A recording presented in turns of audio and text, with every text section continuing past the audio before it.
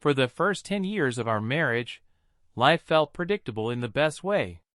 We had routines that became second nature: Friday night takeout, Sunday morning walks through the park, small traditions that grounded us. Anna and I weren't the couple that needed fireworks to prove our love. We were steady, and for a long time, steady felt enough. But then little changes began to creep in, almost invisible at first. She started paying more attention to her appearance before leaving the house. Anna had always been stylish, but this was different. Extra time in front of the mirror, new outfits arriving in packages I hadn't seen her order, makeup she applied even for casual errands. I told myself she just wanted to feel good about herself, and I supported that. But part of me noticed the difference. Her schedule shifted too. The gym, which she had barely mentioned for years, suddenly became a big part of her routine. "I'll be late, yoga class," she would text. Sometimes she came home glowing with sweat, other times her hair and clothes looked freshly changed, as if she had showered elsewhere. When I asked how the workouts were going, she would smile vaguely and change the subject. The phone became another dividing line. We used to leave our phones on the kitchen counter at night, charging side by side. Now she kept hers with her everywhere, in her pocket, face down on the table, even carrying it to the bathroom when she showered. At first, I laughed about it. "What, is the president texting you?" I joked once. She smiled but didn't answer. That smile didn't reach her eyes. There were other small signs too. Our Friday takeout nights began to fade. She said she was too tired, or that she had already eaten with a coworker. Our Sunday walks became rare, replaced with errands she suddenly needed to run. When she was home, she seemed distracted, scrolling through her phone or retreating into short calls that ended the moment I entered the room. I didn't want to believe anything was wrong. We had shared too much. Trips, inside jokes, dreams we once built together late at night when the world felt ours. But the warmth between us felt thinner, like a blanket stretched too far. One evening, while folding laundry, I found a receipt in the pocket of her gym bag. It was for dinner at a restaurant across town, the same night she said she had been at a late workout. 2 entrees, a bottle of wine. My hands tightened around the paper as I read the date and time.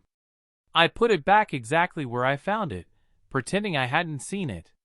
My heart pounded with the realization that maybe, just maybe, I wasn't imagining things. That night, lying in bed beside her, I stared at the ceiling. She fell asleep quickly, her breathing steady, while I lay awake replaying every recent change: the gym, the phone, the missing traditions. Each detail on its own could be explained. Together, they began to paint a picture I wasn't ready to accept. I didn't say anything. Not yet. But I knew I had crossed a line internally. I was no longer dismissing the signs. I was watching, collecting, waiting for clarity. Because if the truth was what I feared, I needed to see it clearly before I decided what to do next. The receipt in her gym bag stayed in my mind like a stone in my shoe. I couldn't ignore it, even when I wanted to. So I started to observe quietly, the way you might study a problem you don't want to solve but can't walk away from. My notebook came back into my life.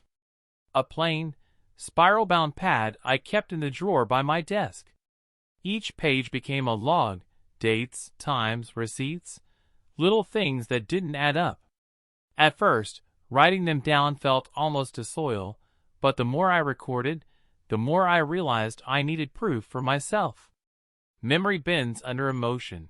Ink on paper doesn't. The patterns appeared faster than I expected. Tuesday and Thursday evenings, always. Gym nights. Sometimes she came home flushed and tired, but other times she looked freshly dressed, makeup touched up, as if she were arriving from somewhere else. The mileage on her car also told a story. I started noting down the numbers before and after her outings. A 10-minute trip to the gym didn't explain an extra 30 miles. I also noticed how she spoke about people at work. A new name slipped into her conversations, Mark. At first, he was just a colleague helping on a project. But his name came up more often. Mark said this, Mark helped with that. When I asked casually if she had ever mentioned him before, she brushed it off. Oh, he's new. Nothing important. But the frequency made me take notice. The phone became the clearest signal. One night, while she was in the shower, her phone buzzed on the nightstand. I didn't touch it. I had promised myself I wouldn't cross that line, but I saw the preview flash. Can't wait to see you tomorrow.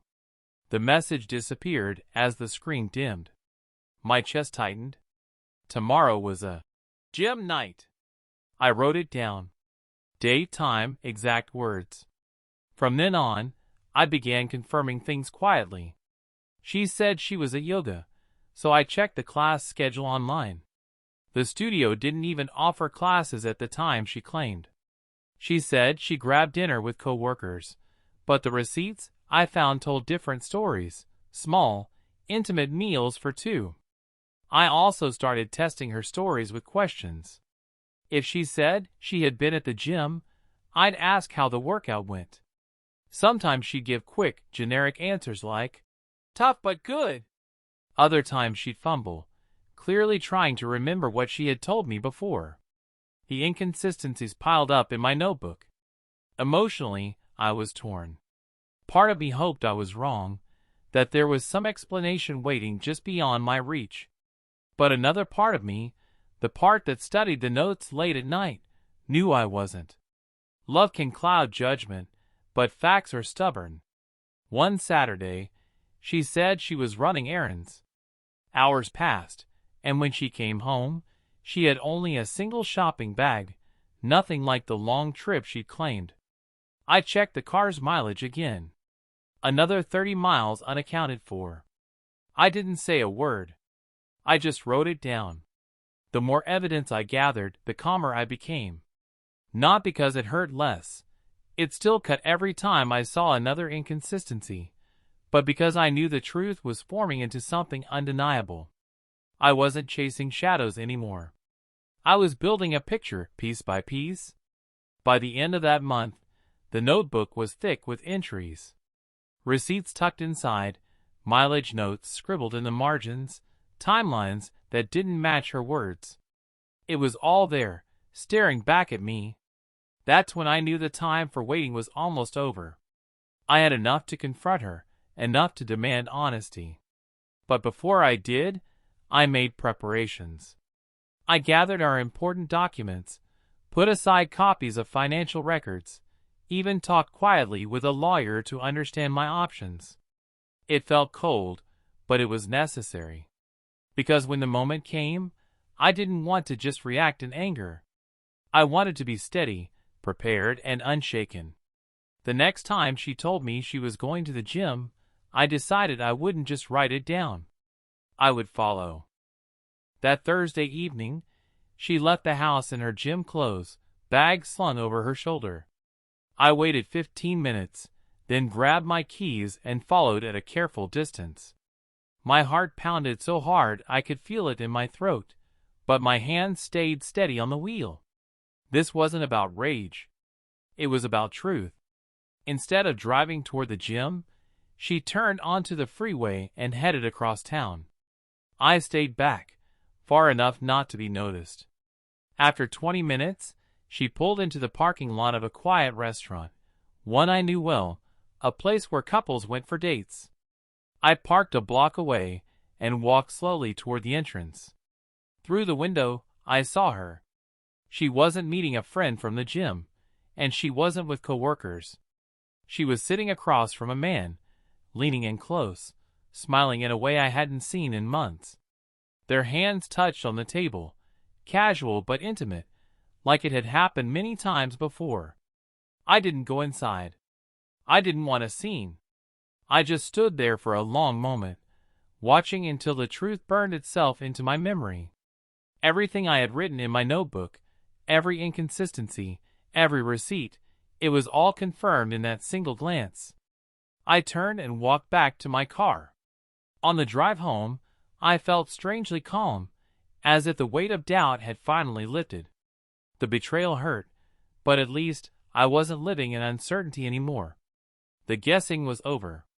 That night, when she came home, I was waiting in the living room. The notebook lay open on the coffee table. She froze when she saw it. "We need to talk," I said. My voice was steady, though my chest ached. I went through everything: the receipts, the mileage, the lies about yoga classes, the message I had seen. And finally, I told her what I saw with my own eyes at the restaurant. She didn't try to deny it. Her face fell, and after a long silence, she whispered, "I never wanted to hurt you." The conversation that followed was quiet but final. She admitted the affair had been going on for months, said it had started as just dinners, but we both knew what that meant. I told her I couldn't live with that betrayal. Whatever we had built over 10 years was broken beyond repair. By the end of the night, she had packed a bag and left to stay elsewhere. The apartment felt empty, but it also felt honest for the first time in months. No more lies, no more late nights explained away with vague excuses. Just the silence of truth.